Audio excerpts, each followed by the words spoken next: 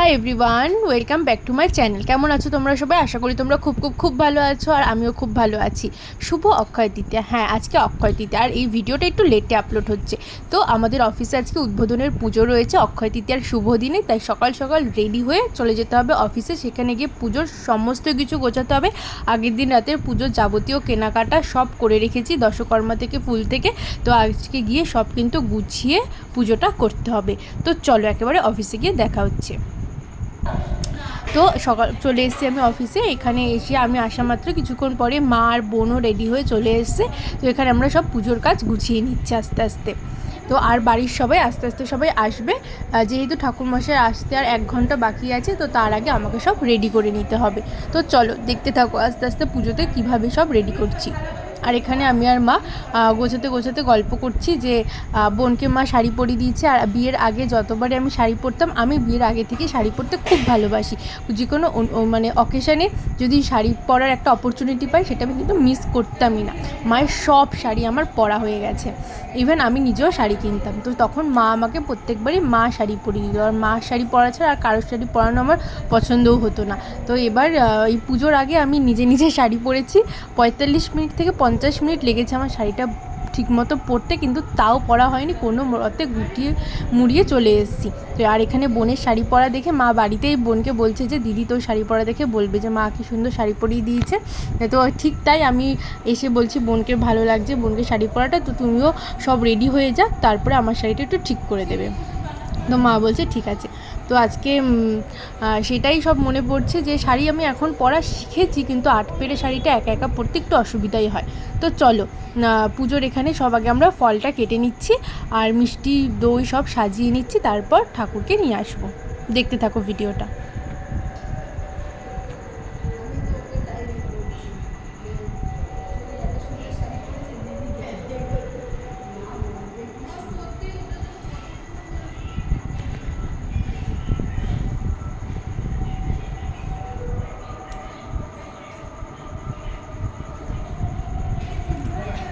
তো এখানে চলে এসছে যে ওর এখনও স্নান কিছুই হয়নি। তো এখানে সব জিনিসপত্র যা যা কেনার আর একটু বাকি ছিল সেগুলো কিনে নিয়ে চলে এসছে।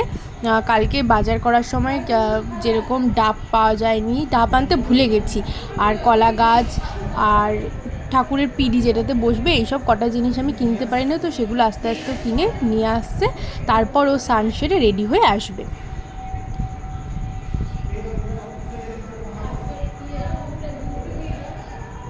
আমাদের এই জায়গাটা একদিন অফিসটা পুরোটা রেডি হয়ে গেলে ট্যুর করে দেখাবো।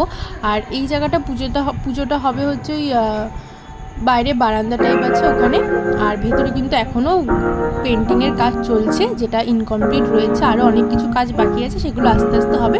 পুজোটা করে আর কি অফিসটার কাজটা আগে অন্য কোথাও হচ্ছিলো, সেটা স্টার্ট করে দেওয়া হবে এখানে।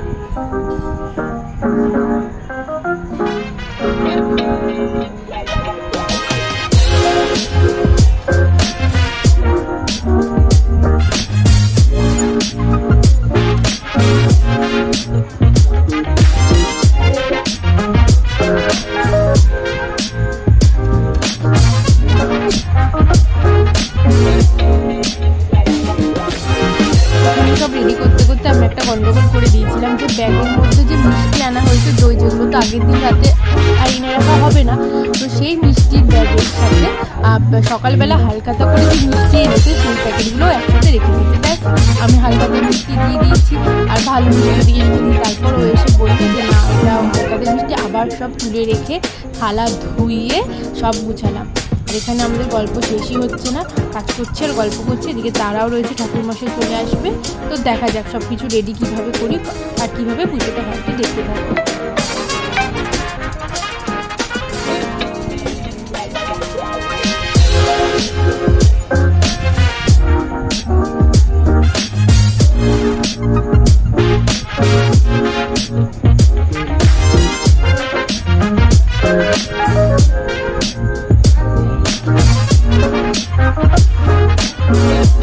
যা যা ফল কেটে রেডি করে দিচ্ছি আমার থালা, সেগুলো আমি পেপার দিয়ে সব ঢেকে রাখছি। ঠাকুরমশাই আসলে সব তুলে আবার সাজিয়ে দেবো, মানে সাজিয়ে ঢেকে রাখছি, শুধু পেপারগুলো তুলে দিতে হবে।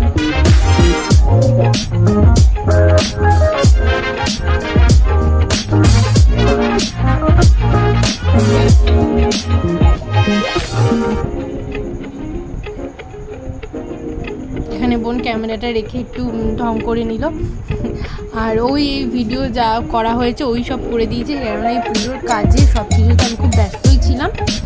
তো টুকটাক যা ভিডিও সেগুলো ওই করে দিয়েছে।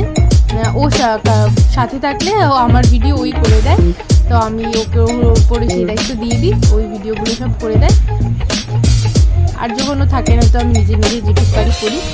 আমার হাজব্যান্ডও অনেক সময় ভিডিও করে দেয়, কিছু ভিডিও করে দিতে পারে, তো সেই দিক থেকে ঠিক আছে সব কিছু। কিন্তু যখন একা করি তখনই অসুবিধা হয়ে যায়, সব ঠিকঠাকটা ক্যাপচার হয় না। যেমন অনেক ভাবি রান্নার ভিডিও করব, কিন্তু রান্না করতে করতে আর ভিডিও করা যায় না।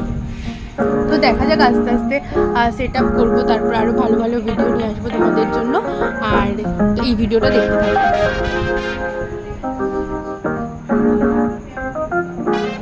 এখানে মাকে বলছে ঘর কি দেখেছো, তো কেমন টেনশন নিচ্ছে বা কিছু। মা বলছে না এখনও দেখিনি, আগে সব রেডি হয়ে নিক, নাহলে একটা টেনশন কাজ করছে সব কিছু রেডি হবে কি না, তো তারপর দেখব। আর এদিকে কাবেরি মানে আমার বোন, ও গিয়ে বলছে এই একটা ওয়ালে পুরো ম্যাপ করেছে, আর আমি সামনেই যাবো না, যেমন জামাইবাবু আসলে আমাকে এখান থেকে দর্শন ধরবে, আর তখন আমি যদি বলতে না পারি তখন আমাকে বকা দেবে। সেই নিয়ে আমরা গল্প করছি, হাসাহাসি করছিলাম, আর সাথে সাথে পুজোর কাজও কিন্তু চলছে।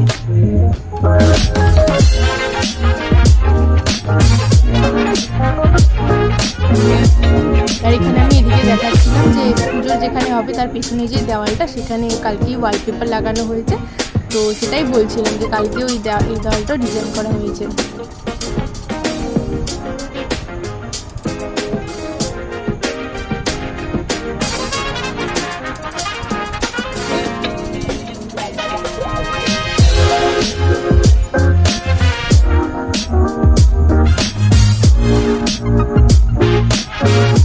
এখানে কাবেরি বলছে অনেকটা ভিডিও হয়ে যাচ্ছে, তো ওটা অফ করে দে।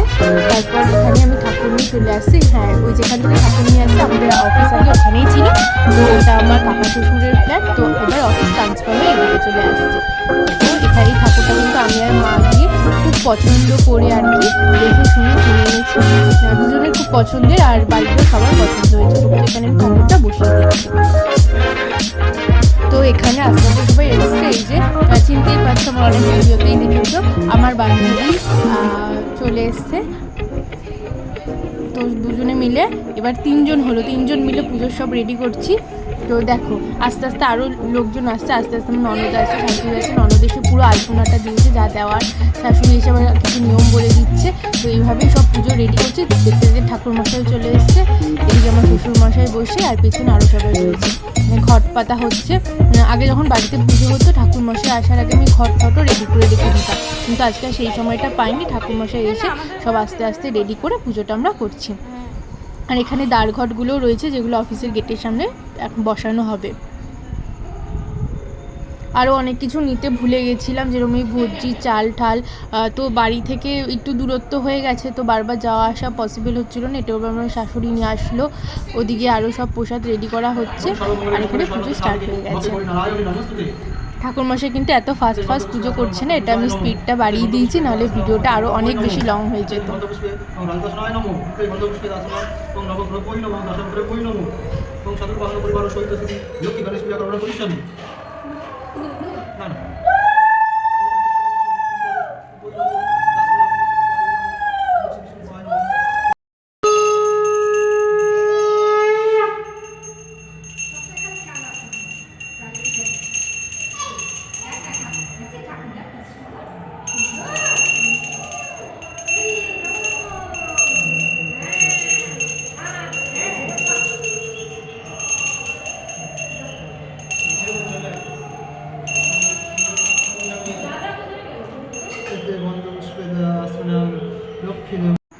এখানে আমরা সবাই মিলে অঞ্জলি দিতে বসে পড়েছি।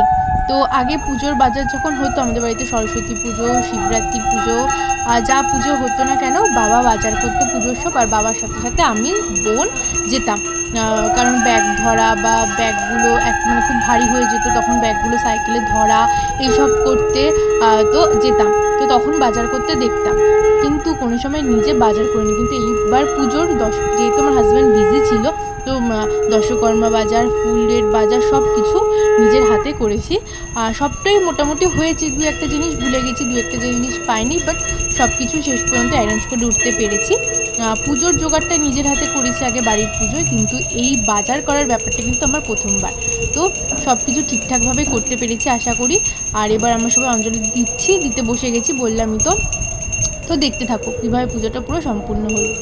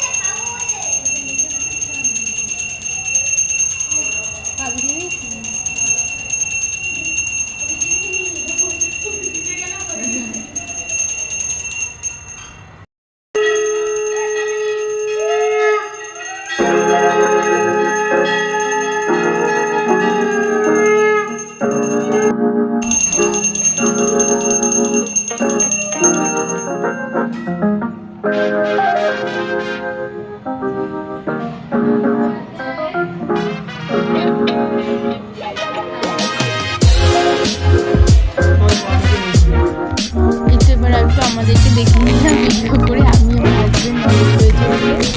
তো পুজো কমপ্লিট হয়ে গেছে, আমাদের অঞ্চলটাও হয়ে গেছে।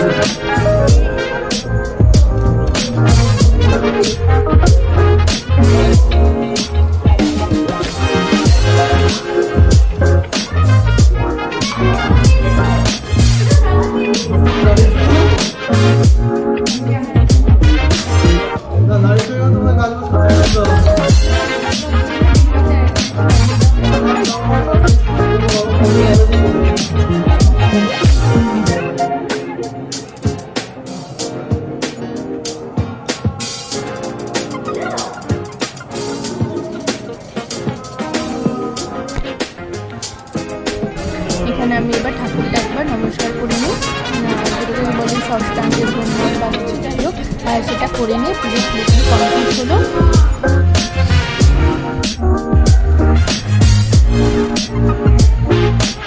এখানে আমি বসে গেছি আমার সবচেয়ে ফেভারিট কাজটা করতে।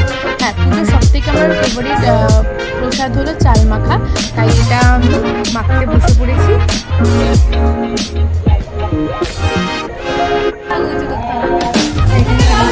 রেডি করা হচ্ছে।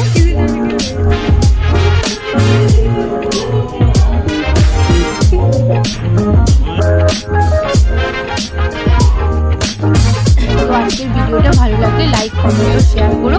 আর আগের দিন যে ওয়াল পেন্টিংটা হাফ করা হয়েছিল, আজকে সেটা পুরো কমপ্লিট করা হচ্ছে। তো আগের দিন অনেকে জানিয়েছে যে এই ওয়াল পেন্টিংটা খুব ভালো হয়েছে, তাদেরকে অনেক অনেক অনেক ধন্যবাদ।